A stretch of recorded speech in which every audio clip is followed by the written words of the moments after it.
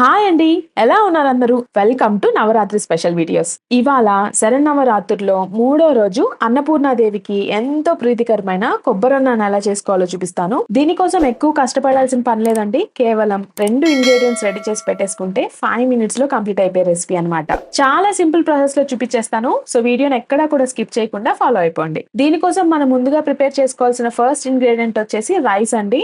ఇక్కడ నేను చూపిస్తున్న కప్ తో ఒక కప్ రైస్ ని తీసుకొని శుభ్రంగా వాష్ చేసేసి రెగ్యులర్ గా కుక్ చేసే ప్రాసెస్ లోనే కుక్ చేసుకున్నాను. కాకపోతే అందులోకి యాడ్ చేసుకునే ఎసరు క్వాంటిటీ ఒక పావు కప్ తక్కువగా తీసుకుంటే రైస్ అనేది ఇలా పొడి పొడిలాడుతూ వస్తుంది. సో మీరు కూడా ఇదే క్వాంటిటీని ఫాలో అయిపోయి రైస్ ని కుక్ చేసేసుకున్నాక ఇలా ఒక ప్లేట్ లోకి తీసేసుకొని కంప్లీట్ గా చల్లారనివ్వండి. నెక్స్ట్ ప్రిపేర్ చేసుకోవాల్సిన సెకండ్ ఇంగ్రీడియంట్ వచ్చేసి కొబ్బరి తురుమండి. ఒక మీడియం సైజ్ కొబ్బరికాయలో సగం గిన్నె కొబ్బరిని తీసేసుకొని బ్యాక్ సైడ్ ఉండే బ్రౌన్ పార్ట్ అంతా రిమూవ్ చేసేసుకొని ఇలా సన్నగా వచ్చేలా తురుముకొని పక్కన పెట్టుకోండి. నెక్స్ట్ స్టవ్ మీద ఒక బాండీలో 2 టేబుల్ స్పూన్ల నెయ్యిని వేడి చేసుకొని అందులోకి పావు కప్పు వేరుశనగ పప్పుని అలాగే 10 నుంచి 15 జీడిపప్పు పలుకుల్ని వేసేసుకొని 1 to 2 మినిట్స్ పాటు ఫ్రై చేసుకోవాలి. ఇవి కంప్లీట్ గా ఫ్రై చేసుకోవద్దండి. జస్ట్ 2 మినిట్స్ ఫ్రై చేసేసుకొని మిగతా ఇంగ్రీడియంట్స్ ని యాడ్ చేసేసుకోవాలి. లేకపోతే మిగతావన్నీ వేగేలోపు ఇవి మాడిపోతాయి అనమాట. సో ఇలా ఈ మాత్రం వేగితే సరిపోతుంది. ఇప్పుడు అందులోకి హాఫ్ టేబుల్ స్పూన్ ఆవాలు, హాఫ్ టేబుల్ స్పూన్ మినపప్పు అలాగే హాఫ్ టేబుల్ స్పూన్ పచ్చెనగ పప్పును వేసేసుకొని వేయించుకోవాలి.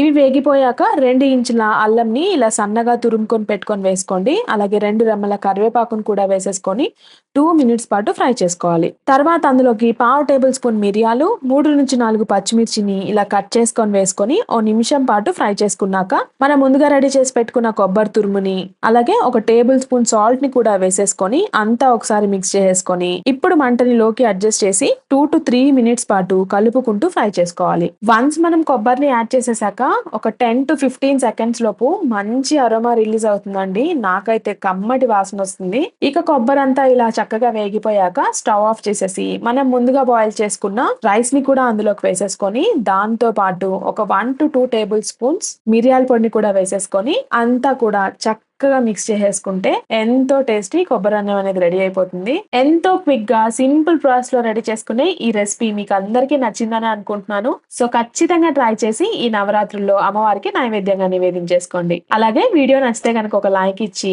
మరిన్ని మంచి రెసిపీస్ కోసం మన ఛానల్ ని తప్పకుండా సబ్స్క్రైబ్ చేసుకోండి. మరో మంచి రెసిపీతో మళ్ళీ కలుద్దాం.